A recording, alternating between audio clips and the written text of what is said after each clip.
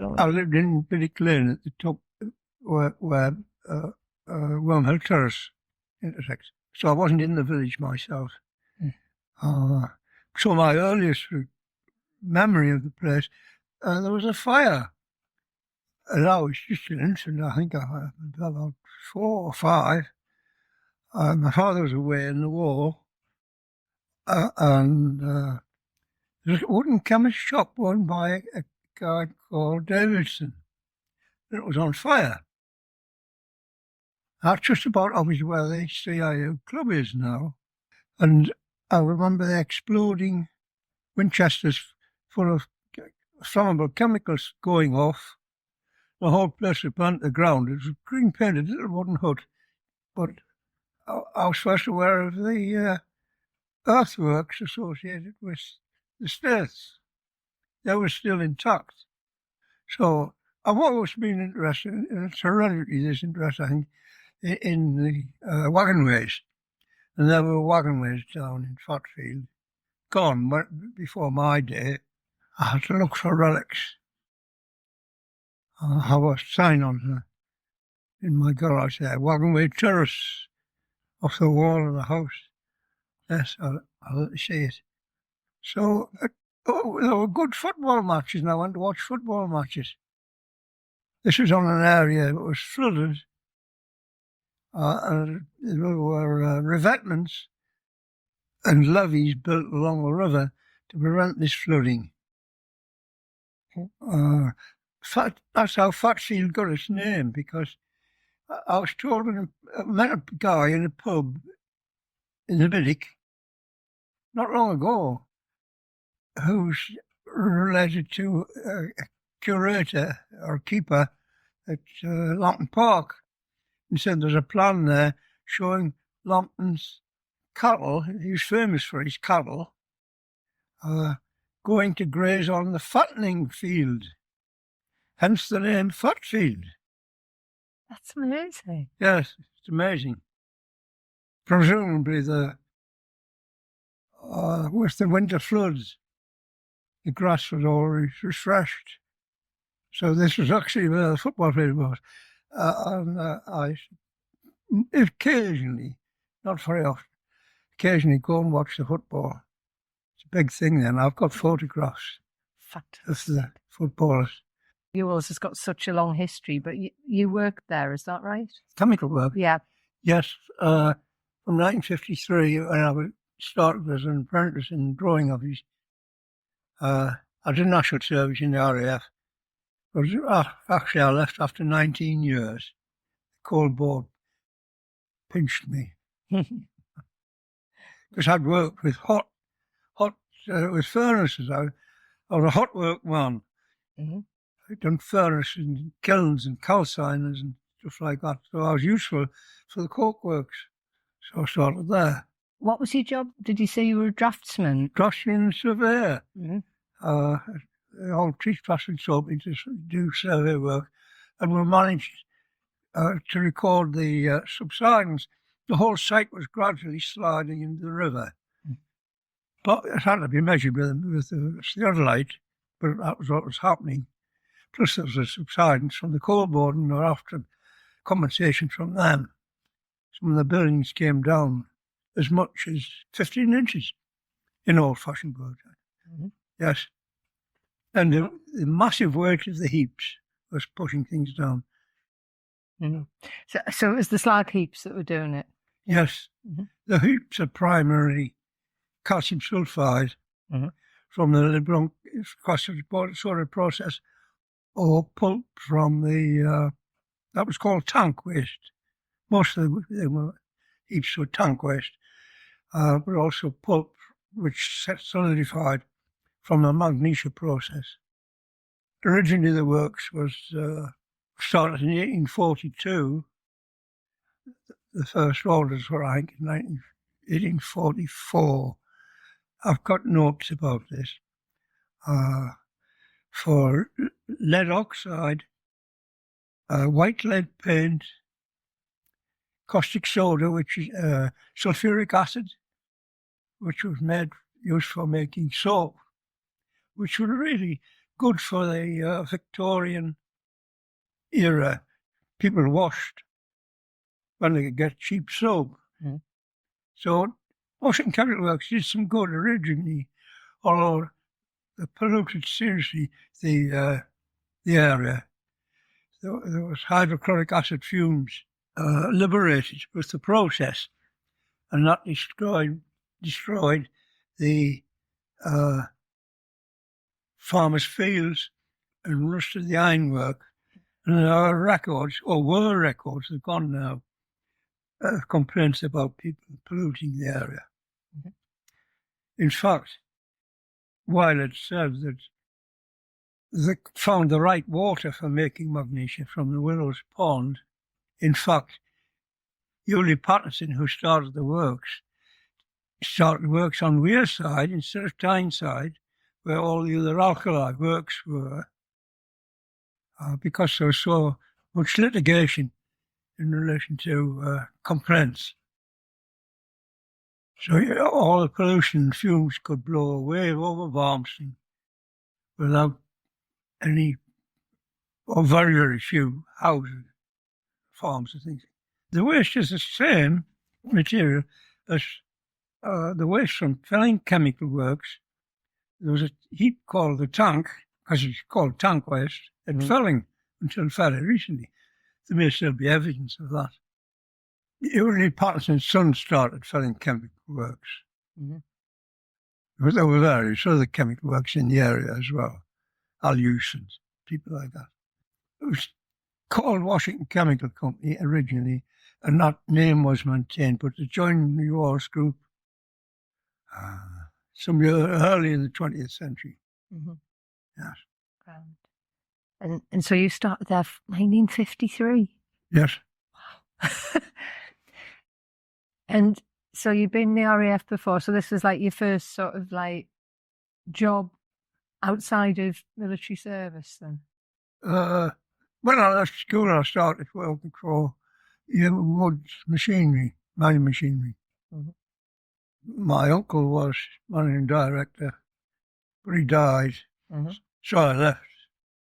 And I got a job in the drawing office, chemical works. The drawing office was the construction department, and we had to follow through every project. We were a works. We had to follow work construction through right from requisitioning materials for projects Mm-hmm. to supervising the construction and erection of plant and machinery, buildings. So you got an all-round experience with that. Stood you in good stead. And where were you living at the time? Because you... Biddick Lane. Biddick Lane. So you were born in Sunderland, but you moved here when you were... Well, I lived here. It was a maternity home. Right, I see. Yes. So you're Washington born and bred, really, then, apart from... I claim to be. Yeah. Now Fatfield. I get the reference. Fatfield, Not not Washington. Yeah, because that's important, isn't it? Well, to me, yes. Well, I appreciate the Washington Highway had to be completed and proceed up to link up with Penshaw, Shining Road, but about half the village need not have been demolished. Having said that, it's recorded that the buildings were damp, old stone buildings. A lot of them were demolished in 1934 by Chelsea Street Rural District as part of their slum clearance. I've got photographs of the buildings before they were demolished. But it all could have faded out. An enthusiast would have restored the houses and modern injection system for damp course could have improved them. But again, they didn't have toilets indoors and leaky pan tile roofs. There would have been total rebuild necessary for most of the houses. Frankly, it's sad, but it would have been a huge effort to restore. The book Quicker by Quango, which was written about the development corporation activities, that was appropriate for the time. Mm-hmm. Quicker by Quango. Yeah. Yes. So they had the powers to ruthlessly just wipe out the village, and they did so. So What's left of the original village now? Well, the private houses, that is Wimhill Terrace, Mm-hmm. Southview, Mm-hmm. Bridge Street East was restored. That was taken over really, all it's on the Penshaw side. And the Cheshire Street Corporate Society store remains as a public a restaurant and bar. Is that the Riverside? Go on the Havelock pub. Yes. Yeah, on the Havelock, yes. Next to the Havelock, there was a foundry. Mm-hmm. And you can still see the burnt wall, stones in the wall between there and the store. Mm-hmm. This is where the cupola stood for smelting iron or making iron castings from ingots. Mm-hmm. They also cast bronze. Found a piece of bronze which was from a foundry many, many years ago, lying in the dirt. So what would they use bronze for? Well, bearings. Yeah. Or stuff which had to be underwater. Of course, it wouldn't rust. Yes. Yeah. I have a photograph of the old houses, and the foundry. Fatfield was the limit of the navigable water on the river, and the river was like a waterway of its day. So the keels came up the river and couldn't get beyond the ford at Fatfield, except every month when the tide was right to get a particular key. And that had been there since the Romans. The Romans built a dam at Cox Green, which was a navigable problem for the keelmen, and it was destroyed in the 19th century. That's why keels came up the river to here, and collieries ran like coals. There were 24 collieries teamed the coals in Fatfield. It was the busiest place in the world for coal handling. They ran from as far away as Beamish. Yes, this is outside here. This is the Beamish wagonway. Oh, that's it's like the cycle path now. Is that right? Here, down this road. This road was the track bed of the Beamish wagonway, but it was taken over in 1835 by Lord Lambton for running coals from Harrington Colliery to the river, because the new railway was constructed. The Pontopentine Railroad was built and used part of the Beamish track bed of the wagonway as a railway. So this existed until my mother remembers 1922. The track was lifted. The last survivor ran to Shearshalf Colliery. I suspect that timber imported for Lambton's pits was brought from Fatfield up here. And outside here, where you turn in to St George Estate, there was a winding engine hauled up from Fatfield. In Son Orden survey maps, first edition, the engine house. Well, the road's been realigned. But the road down by the churchyard, that was the original road. That joined Vigo Lane, of course. Of course. So that's the bit that's like a cul-de-sac now, is that right? Yes. I've got you. Yeah. I've got a memory of a funeral at Fatfield Church. And I was just a boy.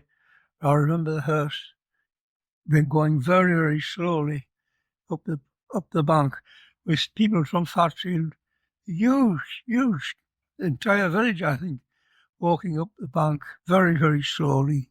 All people walking up to church. Yes. Because it was truly a close community. You must have seen so much change when the Development Corporation came in. Afraid so, yes. Yeah. Yes, it was all for good, I suppose, in the end. I mean, how did it feel at the time? We hadn't been married long. Branching out, Mm-hmm.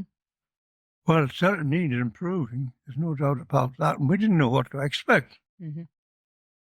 But communication was poor. This you had to drive up Bridget Lane and right through Washington and through the town to get to Newcastle. If you drove, if you're on public transport, of course, it's different. Yeah.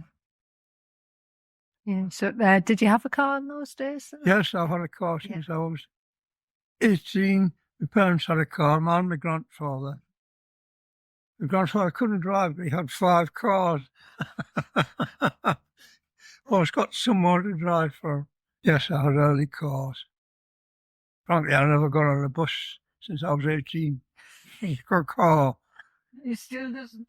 Yeah, that's true. Quite true. Were you living here? Biddick Lane. Yeah, Biddick Lane. Until we got married, yes. And so where did you move to then? Were you still in the Fatfield area? Or? Yeah, Yeah. this house. Literally this house? Lived in this house since it was new. And I recall it being built, and this area was made up because this site was a pond and had to be filled in. And that house next door, it's like an iceberg. There's 7 eighths of it below the ground. So when were these built then? With the... 1954. So you moved into literally a brand new house then? Yes, a new house, yes. Yes, I bought it in 1955. I married in 1956. The whole area was backfilled with red shale from Washington F. Pitt Heap. £2,350 for the bungalow. My grandfather was a builder and my father, but I had to buy my own house. Now, your granddad and your dad, were they did they get employed at all by the Development Corporation to do any build? No. Grandfather had retired and my father went to work for someone else. That's the grandfather. Oh, wow. Oh, my. And it's quite interesting, actually. Mm-hmm. This is Archie Smith, who was a coal man at Fatfield. And these fellows in overalls are Bob and Al Pearson, the music hall artists. Wow. And they had a theme song, "We bring you melodies from out of the sky," or something like that. But they were plasters from grandfather that became music hall artists. Bob and Al Pearson. Yes. That's Pearson. Yes. Yeah. That's in front of #1 Biddick Lane. Wow. It's had bay windows. He took those out and put bay windows in. Changed my mind. Fantastic. That's a photograph of Fatfield School in 1919. That's my mother. She don't look very happy. I'm a twin, by the way. My twin brother lives next door. Really? Yes. There's an estimator and an engineer, really. Yes, the family were quite involved with lamp and engine works. And my great-grandfather, James Young, was the foreman at South Hetton Works, and built the South Hetton locomotive that it still exists. This always gets me, this. This is a postcard my mother sent to she was at school. She lived at Pictree, on the big house on the corner. And she used to walk there from school every day. So people had some stomach in those days. She sent that postcard to my grandfather, who was in the trenches in the Great War. He cut 4 holes in with his bayonet and tied it round him when he went over the top of the trenches. Lucky that survived. Edward Armstrong drowned in the river. Oh. Yes. Must have been quite a lot of people drowned in the river, you know. It must have been dangerous because there was an orchard in Fatfield. I've seen a photograph of it. And the grappling irons kept for recovering bodies from the river. Yes. Oof. Yeah, because was it quite a fast current? Pardon? Is it quite a fast current Well, it's there? tidal, Mhm. so yes, it would be. Is that Washington New Hall there? Is that Dame Margaret's? No, never noticed that. Do you know? I think it is, yes. Never noticed Where that is before. In January 1919, Mm-hmm. in a snowstorm, she was walking on the sleepers of the Beamy Wagonway up to Pictory, Mm-hmm. and a guy came towards her. Mm-hmm. It was her father. He survived. That's my mother's sister, Greta Smith. She was very well known in the village. Yeah. And that's my grandfather's Swift 14 car. A Swift 14. Never heard of those. Yes. Beautiful. Well, as a builder, he built 96 houses. Yeah. Mostly Biddy Lane. Right. Yes. My dad's name was Herbert. Yes.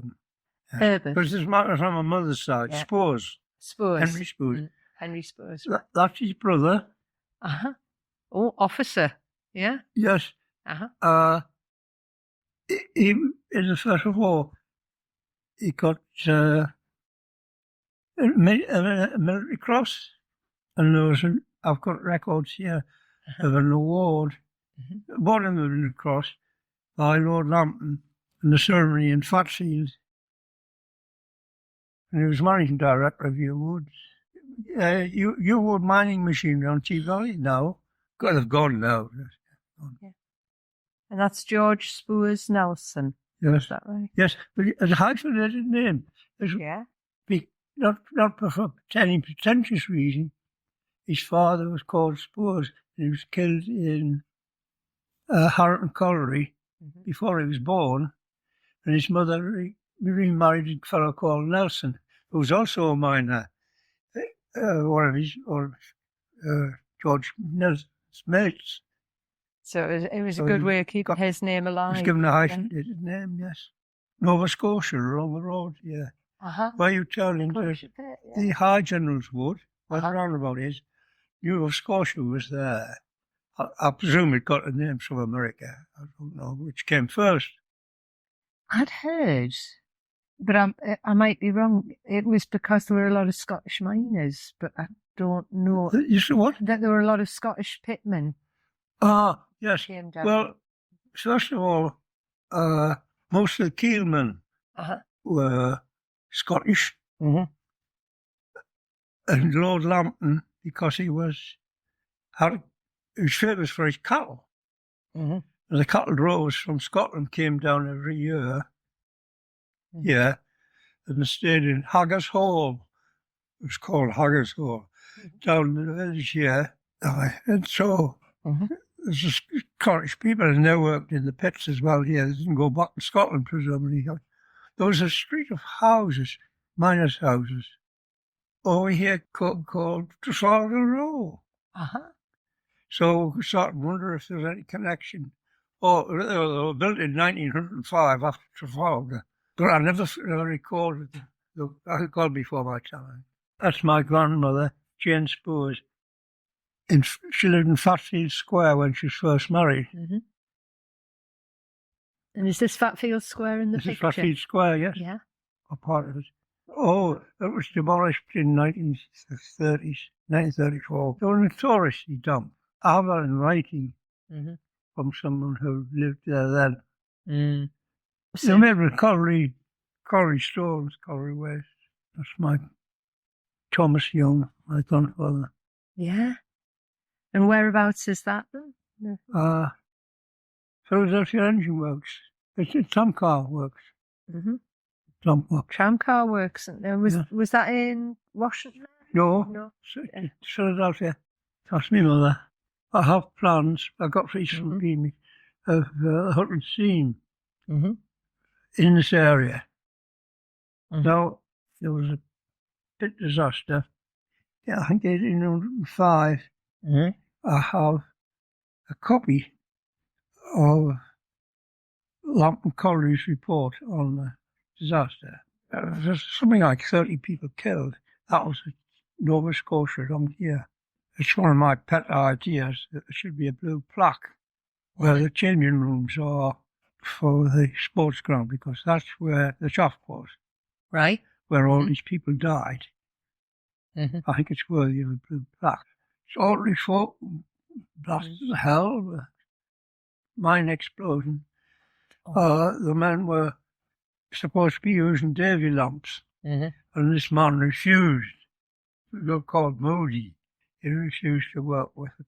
He would only use a candle. He wouldn't use a Davy lamp, because the early ones, I have one, were very poor. So the place blew up. People blown out the shaft. And it's all described in the mining.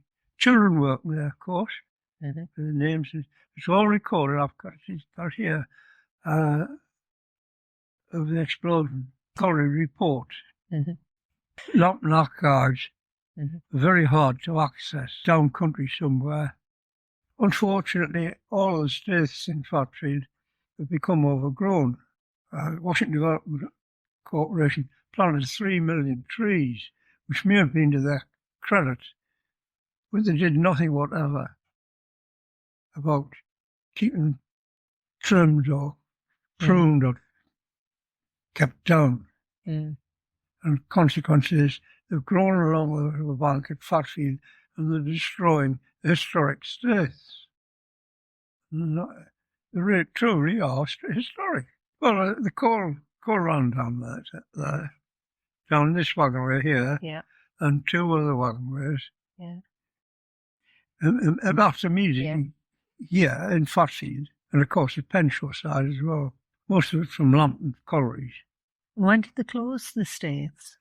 Well, it trailed off by 1850, or about 1858, when the first ordnance survey map was made.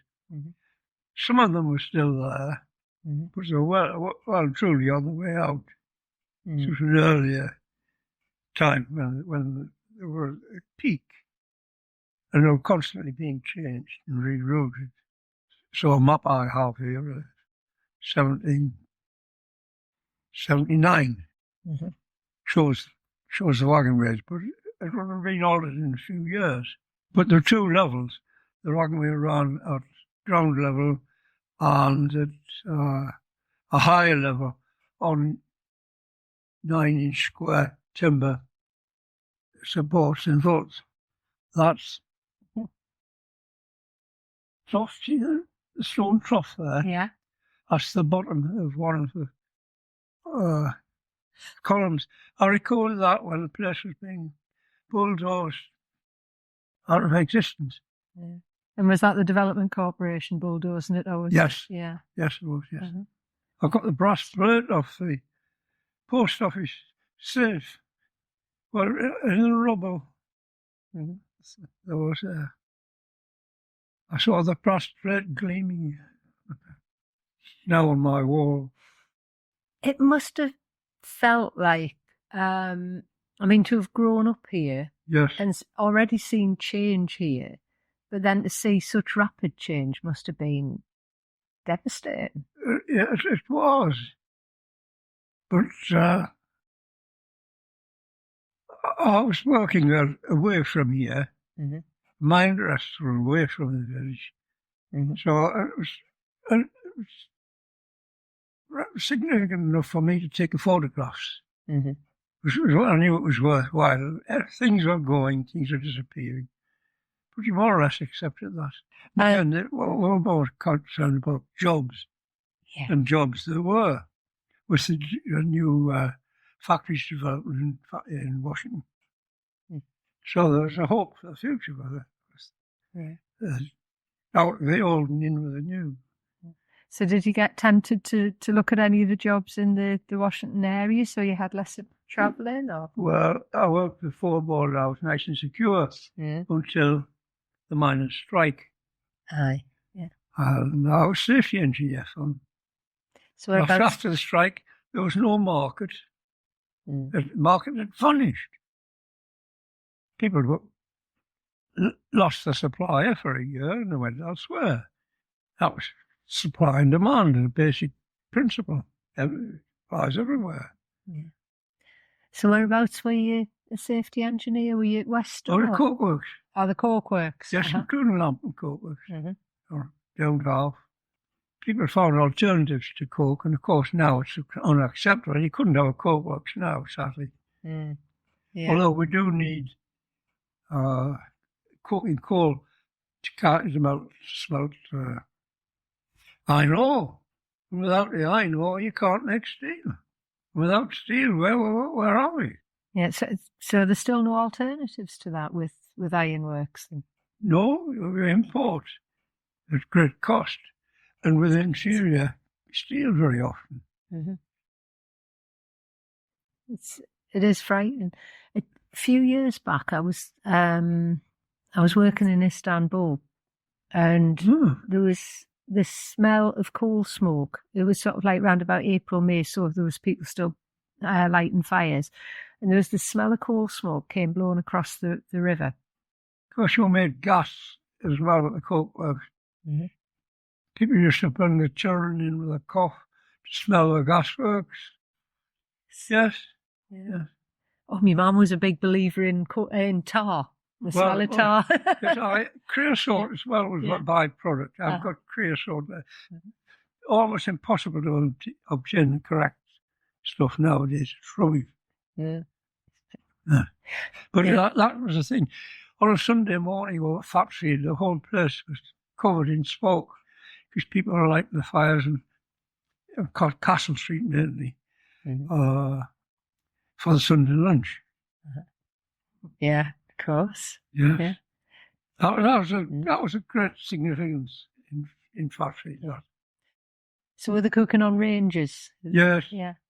Yes. Living up Berry Lane, you could see it all. Yeah. What a wonderful view. Out the house, go over the valley, and you could hear the locomotives on the line at Penshaw. I remember my grandfather Young saying, "That's a 3-cylinder locomotive, that." And you could hear the exhaust. And he said, "You number of cylinders on the engine." So I don't know what to show you next, but this is interesting. At Fatfield Bank Top there was a willow tree, and that's the only photograph I can find. That's the willow tree there. Yeah. It was over the top of a mine shaft, which was called, confusingly, a Northbury pit.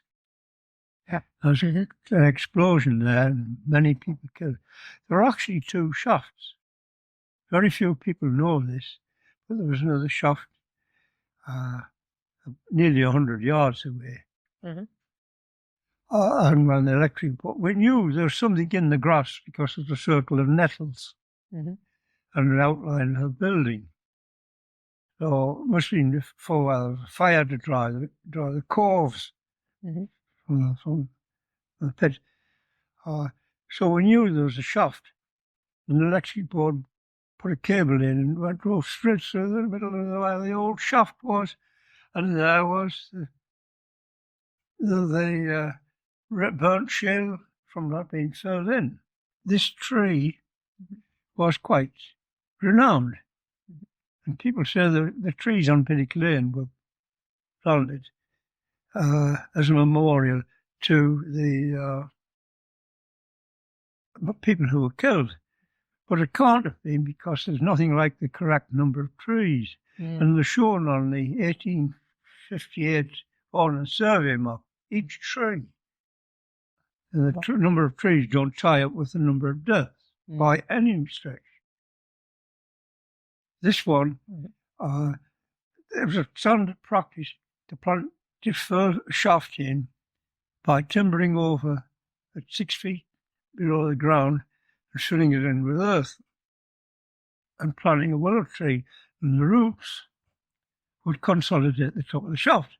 Now, my grandfather told me about this. It was common.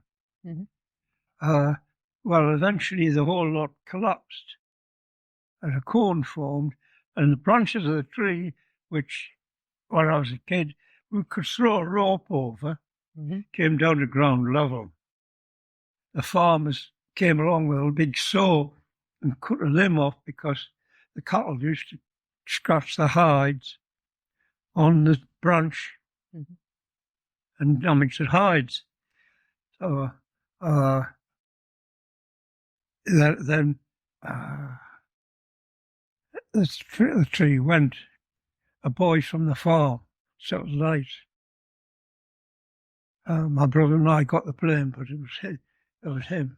Because he's in a tied house, we took the fall. Yes. I have a photograph of the remains of the tree. That's Shader's Half Pit Steelworks. It's opposite. If you go down opposite the club, it's down there. Oh, lovely photograph. That's in Castle Street, Fatfield. John Wanless was the name of one of them.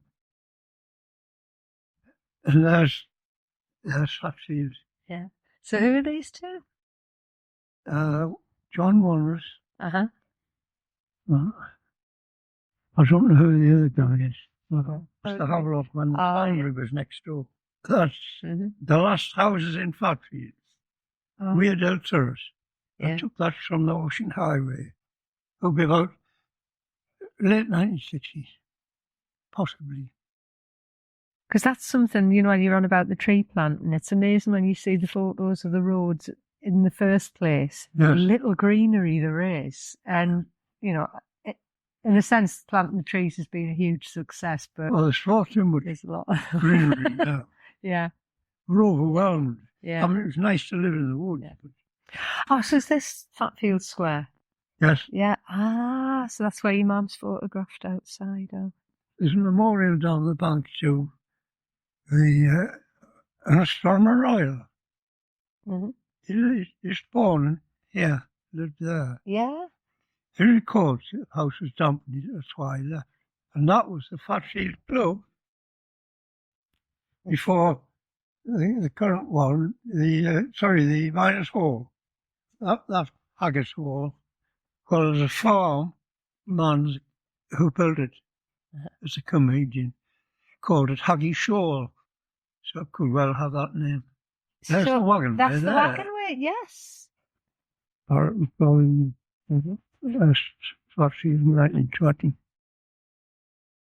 This road was put in from Laughton Lion Park. I remember. Escaped monkey or hip when it just opened. I had to shoot it. Oh no. Running around it wild, yes.